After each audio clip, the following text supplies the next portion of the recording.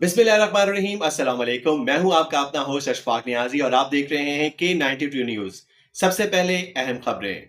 शहर गाय से chief sports reporter Rehan अकरम के मुताबिक कराची के इलाके सुराबगोट में वाक़ अल्लामा इकबाल गवर्नमेंट स्कूल में मुल्क के पहले सरकारी स्कूल के स्ट्रोट्रॉफ हॉकी ग्राउंड का इफ्तिताह कर दिया गया, जो शहर के लिए एक अहम संग मील करार दिया जा रहा है। इफ्तिताह खालिद मकबूल सदीकी ने किया। इस मौके पर उन्होंने अपने खिताब में कहा कि महरूमियों के बावजूद कराची अपने हिस्से का किरदार अदा कर रहा है। उन्होंने माजी को याद करते हुए कहा कि जब हमारे ओलंपियंस मैदान में उतरते थे तो कौम सजदा शुक्र अदा करती थी, लेकिन आज हॉकी के जवाल पर अफसोस करना पड़ रहा है। तकरीब से खिताब करते हुए अली खुर्शीदी ने कहा कि मुल्क की मजमूई सूरत हाल का असर कौमी खेल पर भी वाज़ेह है, ताहम ऐसे इकदाम नौजवानों के लिए उम्मीद की किरण है।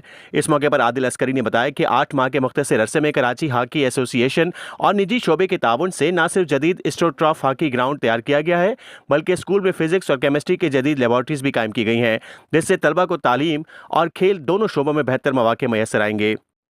तकरीब में कौमी और बैनुल अक़वामी शोहरत याफ्ता ओलंपियंस, स्पोर्ट्स शख्सियात, तालीमी हुकाम और शहरियों की बड़ी तादाद ने शिरकत की। इस मौके पर हैदर हुसैन ने कहा कि कराची में हॉकी की बहाली उनका मिशन है और इस मकसद के लिए नौजवान क़यादत का किरदार निहायत अहम है।